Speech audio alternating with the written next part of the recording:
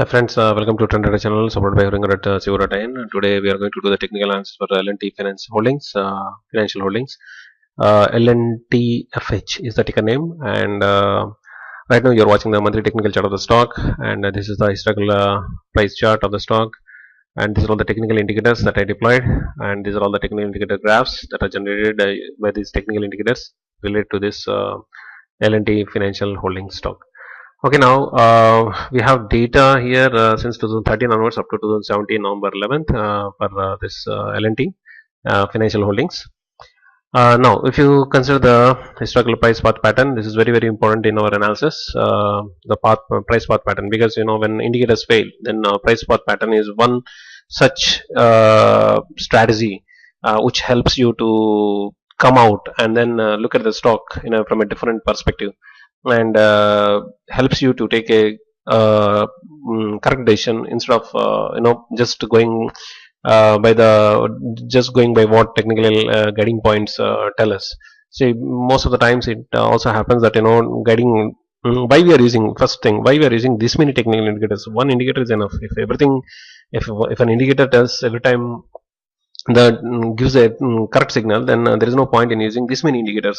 And right, so but still we are using this many indicators means every time whatever the indicator tells us, whatever the indicator gives us a guiding point, we always have to take that with a pinch of salt. So that is the reason we are just confirming our analysis based on the guiding point, and we are also trying to stabilize or confirm what the guiding points are telling us. It's like, for example, 2-3 guiding points, two three indicators may say, three indicators may say out of 5, okay, this stock is right now going down, and 2 indicators may say no, this stock is going up. So we go by the majority of the indicators, and we try to take the, that is the reason why choosing an indicator is also very important while before we do the analysis of a stock. Actually, the work starts from there. What sort of indicator has to be used for what kind of stock, because even the parameters that goes into the indicators also changes the guiding point, changes the guiding points. So even the parameters are also very important. I mean, the selection, the customization of the parameters based on the pace of the trading. All these are so many things we need to consider before we use this technical input. Just like that, we cannot use them. Whatever indicators are using, I mean, whatever indicators, default parameters, indicators always come with default parameters. So these default parameters are suitable for very few people, but most of the times people customize based on your experience. You customize the parameter thing. So what happens is, like, then you will start getting the correct results. So when you say it is a correct result, when you start making money based on the guiding point of the technical indicator, then you have to decide, then you have to come to a conclusion, okay, this is the setting which is right.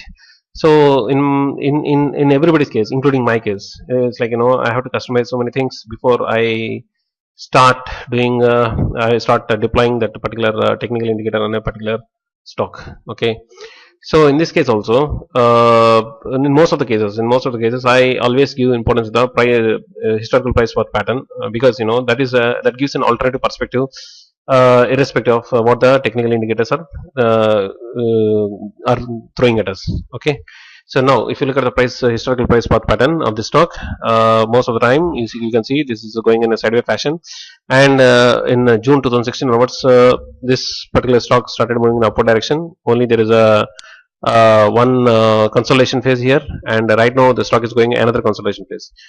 Okay, right now stock is right now trading at 187, and let's see in 2017 actually what this stock, how this stock has performed. This okay, this is January 1st 2017. This stock was trading at 89, and today it is trading at 187. Nearly how much it has given in the last 10 months?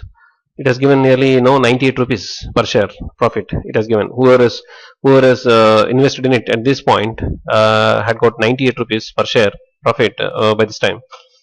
Right now, this since it is in the consolidation phase, so the stock, the price of the stock is going down, but it has already reached. It seems it has already crossed 200 bucks. I mean 200 rupees, and went up to 213 also, and reached 213. That was the peak price, and later it came down. Now it is trading at 187. Okay then, the stock has already crossed its 20-day moving average and 50-day moving average. That is also good. And super trend, positive super trend. Right now, the stock is under the influence of positive super trend mode. That is another good. Relative strength of the stock is the stock has already picking up and playing on top of the 80 line, and that's good. And relative strength of the stock is good.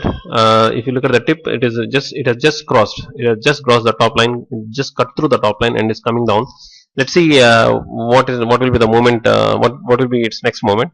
Now, if you look at the ADX direction strength of stock, it is rising. You can clearly see that it's. But however, the negative and positive directional lines are converging here. That is negative sign. If you look at the stochastics, both the lines are playing on top of the 80 line, which is good, but slow line is on top of the fast line, which is not good. If you look at the price volume is slowly moving in the upward direction. Actually, the movement in the upward direction started since March 2016. Okay, last year. If you look at the momentum graph is playing on top of the zero line, which is the baseline.